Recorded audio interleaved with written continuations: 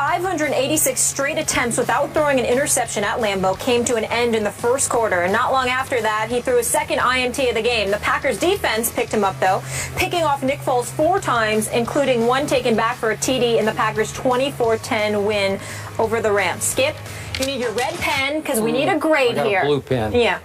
Play teacher for us. Yes. Grade Aaron Rodgers' performance yesterday. Stephen A., you have trained me over the years to set my bar extraordinarily high for your bad man that is Aaron Rodgers. By far, according to you, the best quarterback in all the world. In all the land. Just talent-wise. I don't understand that definition. Well, he doesn't have the numbers yet to sit there and eclipse the Tom Brady's. But because he is the most gifted quarterback in all the land, all the world, all the galaxies. Yeah, all the galaxies. I like that. Let's use that. Okay.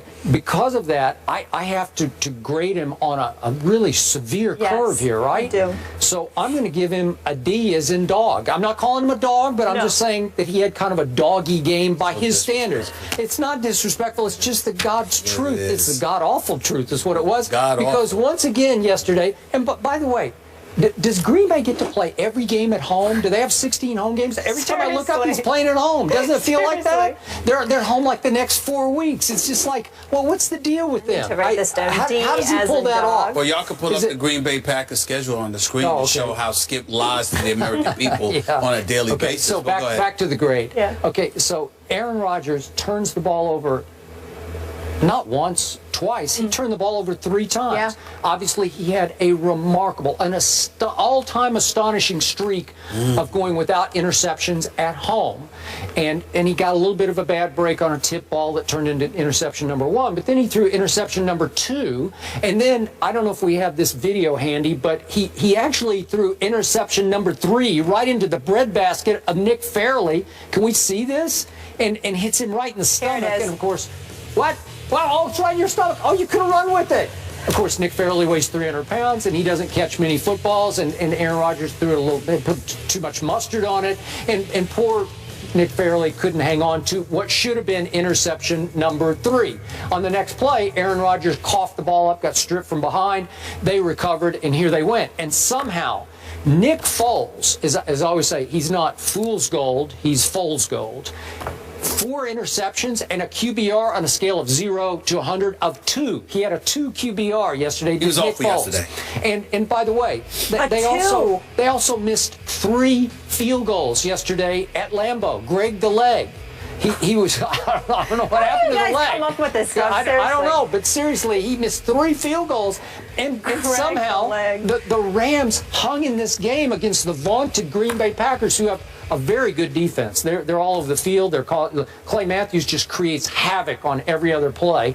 So my point is, by his way up here standards, because I'm grading him as if he's by far the most gifted player in the game, that was a pathetic performance by your man Aaron Rodgers in yet another home game. It certainly was far from spectacular. There is no denying that. He did throw 2 touchdown passes. He did throw for 241 yards. His premier running back, Eddie Lacy, only ran for 27 yards. Yeah, he led the team in rushing. And he led the team in rushing, so you have to take those things into consideration. There still is no Jordy Nelson. He is throwing to receivers like Ty Montgomery and James Jones. I think Ty Montgomery's a young stud. He can play. He can play, but he's not there yet. The fact of the matter is, there's a lot working against Aaron Rodgers. He just seems to make it look easy. Here's my problem with Aaron Rodgers and the Green Bay Packers right now. Be clear, I'm no Green Bay Packers fan. I'm an Aaron Rodgers fan. I think he's the best in the galaxy. Okay, he's the best on the planet Earth at quarterback. Talent-wise, he is just that elite.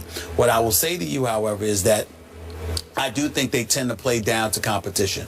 I do think that, you know, the stiffer the competition, they play down to it. When he needs to score points to win, he does just enough. If he doesn't need to score that many points, you see errors made. Now, the first interception of Laurinaitis got tipped off, and he ultimately picked it off. The second one was questionable because it touched the ground, but the bottom line is an interception. That's what it counted as. You can't get stripped for a fumble either. You got to protect the football, which he did not do. So all of those things he's definitely accountable for. But in the end, the reason why it was an awful performance is because we're talking about Aaron Rodgers. We're not talking, if this was a Jay Cutler performance, he deserves an A, because we ain't used to seeing that from him. But because it's Aaron Rodgers, it would be a D performance, because you're going to give him a D? Yes, I am. Wait, Stephen A. Smith just said Aaron Rodgers gets a D? Yes, I am. D is in dog. Yes, I am. No, not a D as in dog, just a D. You need to read the positive dog. Just a D, just a D, because I expect more from the greatest quarterback in the NFL right now,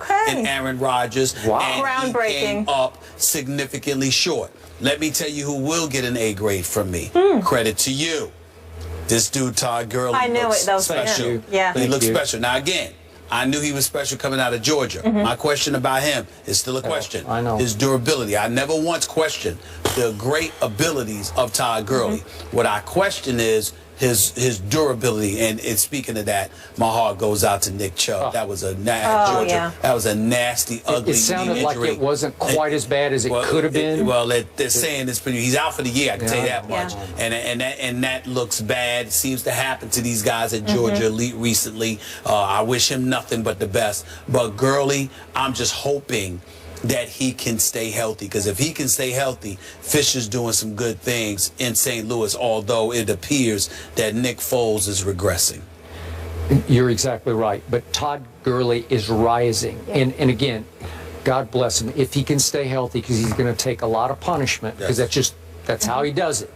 But even yesterday, he carried 30 times for 159 yards, and in the second half, because I must admit I was rooting for the Rams against his bad man, I was saying just give it to him again and again and again, because it looked like Green Bay was getting worn down against Gurley, like they were getting tired of trying to tackle him, and he was turning 1 yard into 3 yards and 3 yards into 5 yards. And not only that, they were applying so much pressure to Nick Foles. They were. I mean, you know, 2 of the interceptions he threw was inside their 10-yard line, if I remember correctly. So I'm just looking at it from the perspective that, you know, there's no excuse not to give Gurley the ball, because he's showing you that it'll pay dividends, where your quarterback is showing the complete opposite. Right. So back to our Seattle discussion. Now we see what Arizona is, and we see what the Rams are, who especially play well against the teams in the division, as we've seen what they've already done to Arizona and Seattle. So this division is starting to tighten up, right? It's going to be a battle. Absolutely.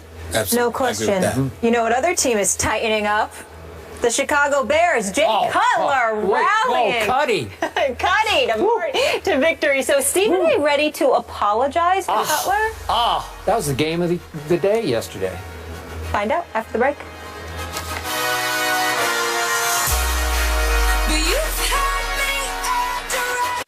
First Take is brought to you by Ford Service. When your Ford needs service, you need the specialists at Ford. And Geico. 15 minutes could save you 15% or more on car insurance.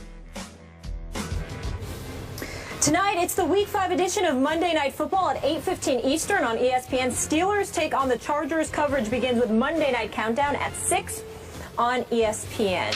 So you just heard it. Michael Vick and Phillip Rivers tonight at Qualcomm. Both teams are 2-2. Stephen A., you just spent some time in Pittsburgh around this organization, sat down with Mike Tomlin.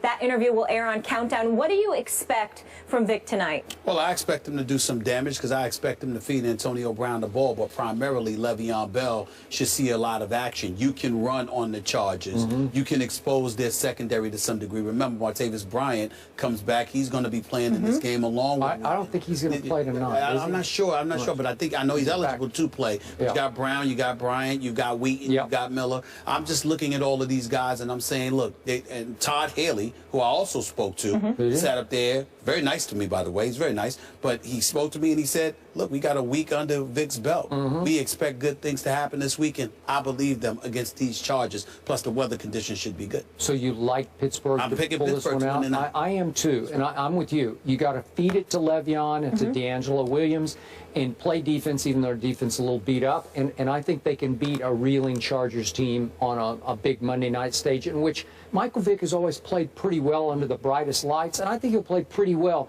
but you cannot put the game in his hands on fourth down plays at the end of the game. And no excuse to, because San Diego's ranked 28th against the run. You should, Le'Veon Bell should see the Both of you taking Steelers on the road with Vic. Can I get a score? Low scoring. I got low scoring, like 2017. I'm picking the Steelers 31-23. All right. A lot of points. Good stuff today, guys. We got a lot that was left on the cutting room floor, though, to get into tomorrow. College football. It's the cutting room. The cutting room. Yeah. See you guys tomorrow.